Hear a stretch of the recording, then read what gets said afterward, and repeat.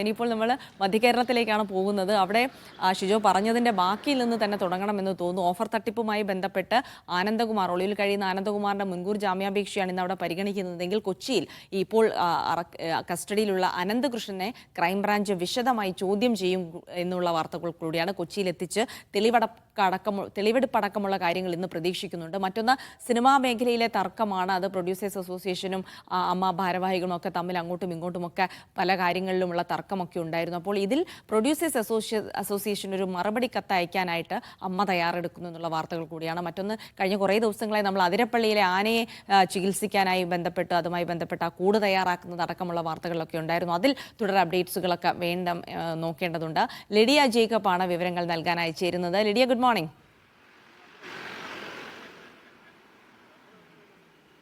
Morning Jilsy. Lydia ഇങ്ങോട്ട് വന്ന് കയറിയിട്ടില്ല. അതിന് മുൻപ് തന്നെ ലിഡിയ എന്ന് പറഞ്ഞിട്ട് നിറയെ കമൻസുകളാണ് കേട്ടോ. ലിഡിയയ്ക്കൊരു ഹായ് പറയൂ എന്നൊക്കെ പറഞ്ഞിട്ടുണ്ട്. അപ്പോൾ ലിഡിയയ്ക്ക് ഞാൻ പ്രത്യേകിച്ച് ഹായ് ഒന്നും പറയേണ്ട കാര്യമില്ലല്ലോ ലിഡിയ. എന്തായാലും ലിഡിയയുടെ ആരാധകരൊക്കെ ഇന്ന് വളരെ ആവേശത്തിലാണെന്ന് തോന്നുന്നുണ്ട്. ശരി ലിഡിയ, നമുക്ക് വാർത്തകളിലേക്ക് പോകാം.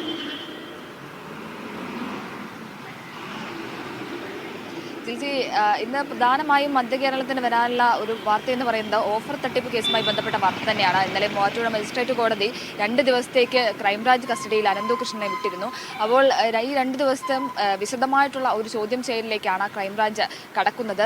മാത്രമല്ല, കൊച്ചിയിലെ വിവിധ സ്ഥാപനങ്ങളുണ്ട് അനന്തകൃഷ്ണന്. സോഷ്യൽ ബി വെഞ്ചേഴ്സ് അടക്കമുള്ള കാക്കനാടും കടവന്തറയിലും മറൈൻ ഡ്രൈവിലും അടക്കം അനന്തകൃഷ്ണന് വിവിധ സ്ഥാപനങ്ങളും ഒപ്പം ഫ്ളാറ്റുകളും ഒക്കെ ഉണ്ട്. അവിടെയൊക്കെ അനന്തകൃഷ്ണനെ എത്തിച്ച് തെളിവെടുപ്പും കാര്യങ്ങളും ഒക്കെ നടത്തും.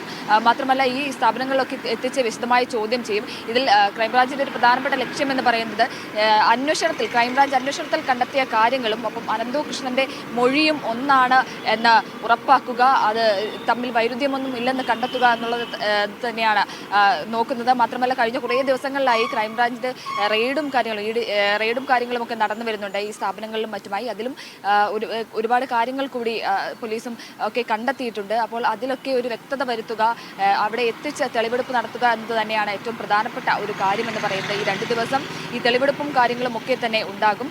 മറ്റൊരു പ്രധാനപ്പെട്ട വാർത്ത എന്ന് പറയുന്നത് സിനിമാ മേഖലയിലെ തർക്കവുമായി ബന്ധപ്പെട്ട കാര്യം തന്നെയാണ്. ഈ കുറച്ച് ദിവസങ്ങളിലായി വലിയ രീതിയിലുള്ള തർക്കങ്ങളും അങ്ങോട്ടും ഇങ്ങോട്ടുമുള്ള വിമർശനങ്ങളും കാര്യങ്ങളും ഒക്കെ സിനിമാ മേഖലയിൽ ഉയരുന്നുണ്ട്.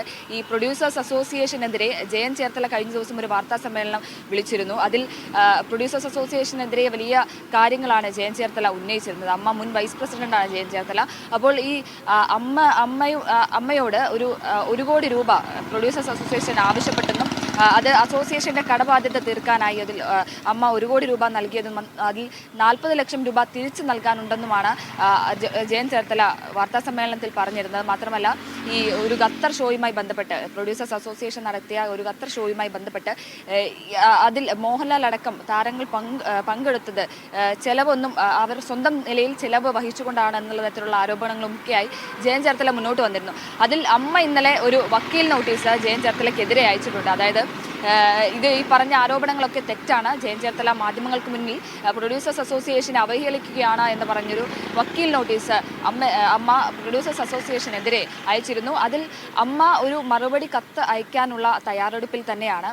മാത്രമല്ല, അതിനെ സംബന്ധിച്ച് ഈ അമ്മയുടെ ഭാഗത്തു നിന്നുള്ള പ്രതികരണങ്ങളും കാര്യങ്ങളും ഒക്കെ ഉണ്ടാവാനുള്ള സാധ്യതയുണ്ട്. നിലവിൽ അമ്മയ്ക്കുള്ളിലുള്ളത് അഡ്ഹോ കമ്മിറ്റിയാണ്. അപ്പോൾ ഈ അഡ്ഹോ കമ്മിറ്റി അംഗങ്ങളുടെ ഭാഗത്തു നിന്നുള്ളൊരു പ്രതികരണം നമ്മൾ പ്രതീക്ഷിക്കുന്നുണ്ട്. മാത്രമല്ല, ഈ സംവിധായകരുടെ ഒക്കെ ഭാഗത്ത് FKയുടെ ഒക്കെ ഭാഗത്തു നിന്നുള്ളൊരു പ്രതികരണം കൂടി നമുക്ക് ഇന്ന് പ്രതീക്ഷിക്കേണ്ടതുണ്ട്.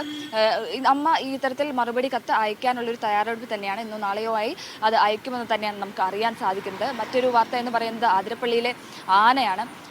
ഈ ആനയ്ക്കായിട്ടുള്ള കൂട് കോടനാട് തുടങ്ങിയിട്ടുണ്ട്. കൂടിൻ്റെ നിർമ്മാണം കോടനാട് തുടങ്ങിയിട്ടുണ്ട്. ഈ അരിക്കൊമ്പനെ കൊണ്ടുപോകാൻ ഉപയോഗിച്ച കൂടിൻ്റെ അതേ മാതൃകയിലുള്ള ഒരു കൂട് തന്നെയാണ് നിർമ്മിക്കുന്നത്. പഴയ കൂട് ഇത്തരത്തിൽ അത് ആനയെ കൊണ്ടുപോകാൻ അനുയോജ്യമല്ല, അത്തരത്തിൽ പ്രശ്നങ്ങളുണ്ട് എന്ന് മനസ്സിലാക്കിയതുകൊണ്ട് പുതിയ കൂട് നിർമ്മിക്കുന്നുണ്ട്. ഇന്ന് രാത്രിയോടെയൊക്കെ കൂട് നിർമ്മാണം പൂർത്തിയാകുമെന്ന് തന്നെയാണ് നമുക്ക് അറിയാൻ സാധിക്കുന്നത്. അങ്ങനെയാണെങ്കിൽ ഈ രക്ഷാദൗത്യം നാളെ തന്നെ ആരംഭിക്കും.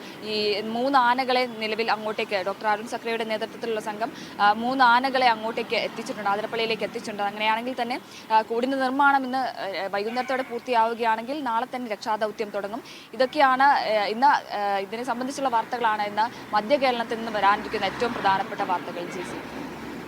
ശരി ലിഡി, അങ്ങനെ ഒരുപാട് തുടർ വാർത്തകൾ കൂടി നമ്മൾ മധ്യ കേരളത്തിൽ നിന്ന് പ്രതീക്ഷിക്കുന്നുണ്ട്.